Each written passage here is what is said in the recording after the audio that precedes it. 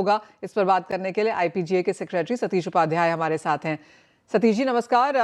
MSP खरीद पे पहले बात कर लेते हैं और किस तरह का ट्रेंड, कितनी खरीद, क्या इम्पैक्ट रह सकता है?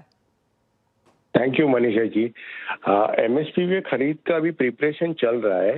नाफेड ने अभी उतना स्टार्ट नहीं किया है, बट एनसीसीएफ ने स्टार्ट किया है और एनसीसीएफ ने गुजरात में और कर्नाटका में तूर खरीद के सेंटर खोल दिए हैं और तमिलनाडु और यूपी में उड़द के खोले हैं। महाराष्ट्र में बड़ी खरीद होती है, बट महाराष्ट्र में बीएमसी के इलेक्शन के बाद शायद ये स्टार्ट होगा ऐसा लग रहा है। और इस बार ऐसा लग रहा है गवर्नमेंट का प्लान काफी अच्छे ढंग से एग्जीक्यूट कर रहे हैं, तो इस बार एमएसपी पे खरीद की क्वांटिटी भी बढ़ सकती है और एमएसपी पे काफी इफेक्टिवली खरीद भी हो सकती है। नाफेड की और एनसीसीएफ की दोनों की मिला के इस बार टेंटेटिव जो टारगेट रखा है वो ऑलमोस्ट 12,500 टन तुअर का रखा था, 3,500 टन मूंग का रखा था और ऑलमोस्ट 5,500 टन उन्होंने उड़द का रखा है। तो अब ये कितनी खरीद अभी कर पाते हैं पहले स्टेज में और उसके बाद में आगे कैसा इनको रिस्पांस मिलता है वो देखने जैसा है। इवन एज सरकार ने खरीफ की 100% एमएसपी पे दालें खरीदने की बात की है, जिस तरह के नंबर्स या टारगेट्स आप यहाँ पर दे रहे हैं, आपको लगता है कोई बहुत बड़ा फायदा या इम्पैक्ट प्राइसेस पे आएगा? नहीं, अभी देखिए धीरे धीरे जो गैप था एमएसपी पे और प्रेजेंट बाजार के बीच में वो गैप धीरे धीरे कम होते जा रहा है। जैसा चना जो था नीचे में 5100-5200 बिक रहा था और 5800 रुपए की एमएसपी थी, लेकिन अभी वो चना भी लास्ट एक वीक से बढ़ गया है, तो अभी वो 5500-5600 पोर्ट पर हो गया है।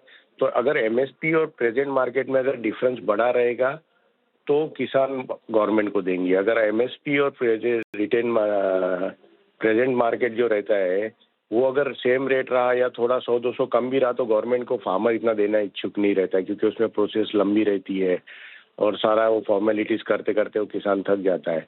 तो अगर बाजार बढ़ गए तो एमएसपी पे इनको ज्यादा माल मिलेगा नहीं। तुअर में भी वही हो रहा है कि तुअर में भी प्राइसेस में लास्ट 2 वीक से अच्छे इंप्रूवमेंट हुए और अभी ऑलमोस्ट 77-78 रुपीज के आसपास रिटेल में तुअर के प्राइसेस हो गए और तुअर का एमएसपी 8,000 रुपये है। तो अगर ये 8,000 के ऊपर रिटेल प्राइसेस होते हैं तो फिर इनका एमएसपी पे इतनी तुअर या इतना उड़द या मूंग या चना उतना नहीं मिलेगा ऐसा लग रहा है।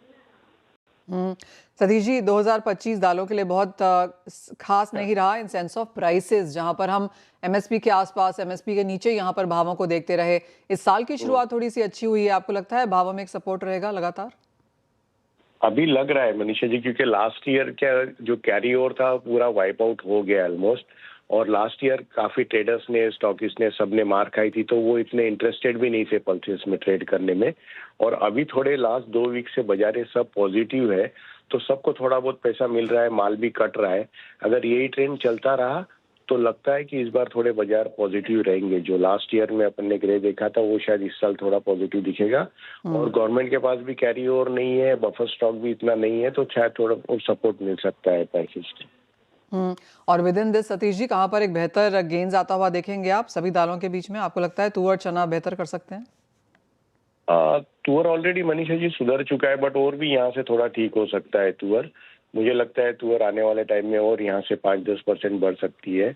चना में काफी बड़ी क्रॉप है बट कैरी ओवर बिल्कुल नहीं है, लेकिन अभी क्रॉप आने में टाइम है। इस बार सोइंग लेट था और अभी भी देखना है कि अगर कोई और फरवरी में रेंस होती है, जैसा कल भी थोड़ा इंडिकेशन थे कि रेंस होंगी राजस्थान में और उस बेल्ट में, अगर रेंस होती है और कुछ तरह से क्रॉप डैमेज होता है तो फिर चने में भी स्पॉट आ सकता है।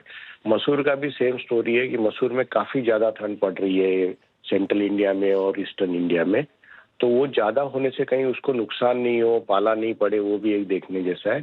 तो आने वाले दो वीक थोड़ा सा वॉच करने जैसा है, बट मुझे लगता है थोड़ा बहुत प्राइसेस यहाँ से प्लस ही रहेंगे। अब कोई डाउनफॉल जाने का जगह नहीं दिखता है मनीषा जी। ऑलराइट, तो मौसम एक इम्पॉर्टेंट चीज रहेगी देखने के लिए। साथ ही साथ सतीश जी मेरी कल शाम नरसारिया जी से बात हो रही थी बर्मा में, उन्होंने कहा कि 2025 एक्सपोर्ट के तौर पर म्यांमार के नंबर थोड़े से कमजोर जरूर हों, लेकिन 2026 में उनको एक्सपेक्टेशन है कि म्यांमार से ज्यादा इंपोर्ट इंडिया करेगा। जिस तरह के इंपोर्ट के नंबर्स हैं, फिर चाहे वो म्यांमार है, अफ्रीकन कंट्रीज के साथ काम अब होने लगा है, कनाडा है, ऑस्ट्रेलिया है, ब्राजील के साथ काम है, किस तरह से अब आप यहाँ पर नंबर्स बनता हुआ देखेंगे इन कंट्रीज के साथ? अभी मनीषा जी अगर अपन लास्ट ईयर से कंपेयर करें तो इस साल इंपोर्ट ऑलमोस्ट 30-40% अभी तक एज ऑन डेट कम हुआ है। अभी भी अपन 4 मिलियन टन तक नहीं पहुंचे थे। लास्ट ईयर ये 7.3 मिलियन टन का हुआ था। उसको रीजन यही था कि यहाँ पे एग्रेशन नहीं था, पोर्टों पे काफी माल कैरी ओवर चल रहे थे, तो अब वो माल ऑलमोस्ट कंज्यूम हो चुके हैं। अब पोर्ट पर कोई लंबा चौड़ा स्टॉक नहीं है। अगर 6-7 लाख टन मटर का स्टॉक होगा, 5-6 लाख टन मसूर का होगा, तो अभी कोई लंबा स्टॉक नहीं है। और कुछ कारण से अगर कुछ ऐसा होता है कि क्रॉप डैमेज होती है चने की और मसूर की, तो यहाँ से एक अच्छी तेजी भी देखने मिल सकती है। और दूसरा, पैरेलली सारे ओरिजिन्स पे अभी अवेलेबिलिटी है माल की, और लास्ट ईयर के माल दाम से ऑलमोस्ट 30%, 20-30% नीचे सब चीजों के दाम है इंटरनेशनली। तो शायद अगर ये पॉजिटिव दिखा तो ये प्रोक्यूरमेंट थोड़ा स्पॉट आ सकता है इंपोर्ट में, और फिगर थोड़ी इम्प्रूव हो सकती है इंपोर्ट की। Point taken. Satish ji, as always बहुत शुक्रिया साथ जोड़ने के लिए। तो क्लियरली सरकार के टारगेट्स हैं वहां पर